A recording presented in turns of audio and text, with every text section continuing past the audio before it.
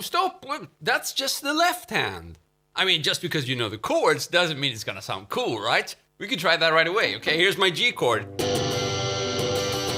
Not cool. So hi there, I'm Chris, and today I'm gonna show you how to get some serious crunch going with the help of your right hand. We're only gonna be using like the basic chord. We can take that G chord, and we kind of immediately sense that if we just strum this chord, you know, the way you probably did it the first time you tried playing it, it won't sound very cool, right? So we have to do it some other way, and maybe it makes sense to, I don't know, not just play all the notes. Okay, I'm just playing the thickest strings now. I don't know, is that cool? Okay, so if I dampen here, it sounds a little bit different. So this is palm muting, and this is done at the beginning of the string here, so you're gonna lightly touch with your palm. It's better. It sounds kind of, you know, thin on the top strings, so it doesn't...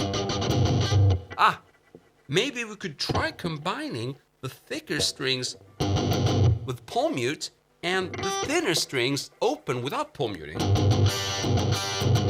Better. So what did I do there?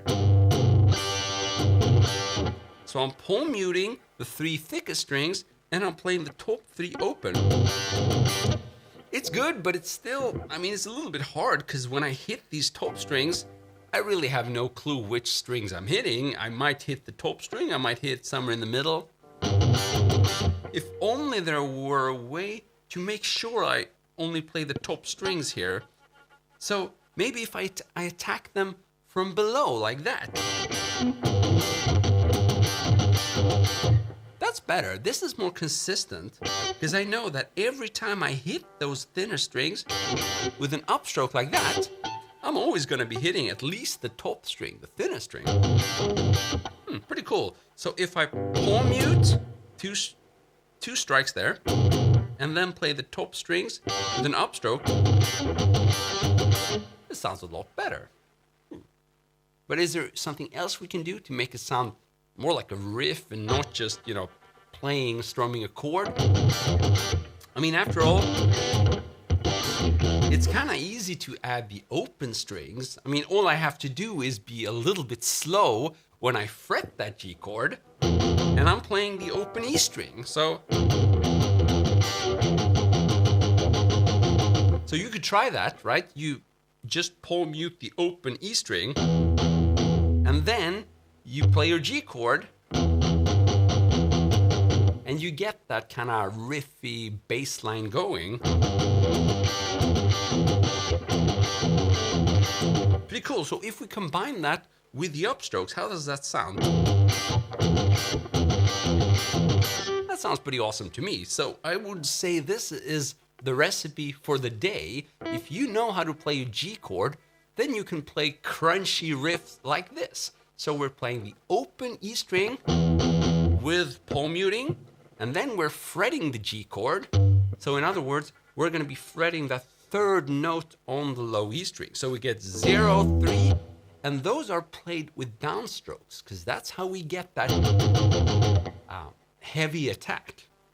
However, we just figured out that those downstrokes, they don't really make sense when you're targeting the thinner strings here. So let's play an upstroke so that we make sure to always get that thinnest high E string ringing, and possibly also the B and the G string. Pretty cool. And I also just realized that, hey, I'm not really playing the second fret on the A string, which is that typical note you're going to be playing if you're just strumming a G chord. So I don't even have to fret that one, just to make it a little bit easier on myself, because there's a lot to think about anyway here. So just 0, 3, and then add those top strings. Yeah, we're rocking now. So, my voice just went down there. So if you try this, I'm pretty sure you're gonna experience some success if you're patient with it and give it some time. Remember, just because I'm showing you this riff at a high tempo doesn't really make sense for you to practice it like this. That's kind of the end product. In order to get there, you're going to have to practice like this. Preferably with some kind of steady pulse like a metronome, something like that. And if you do that regularly, 5 minutes per day is enough, you're going to see results easily within a week. Down, down, up, pull mute, open. Then you will soon be crunching with the best. Thank you so much for watching. I've been Chris Pedal, and you've been wonderful. See ya. Cheers.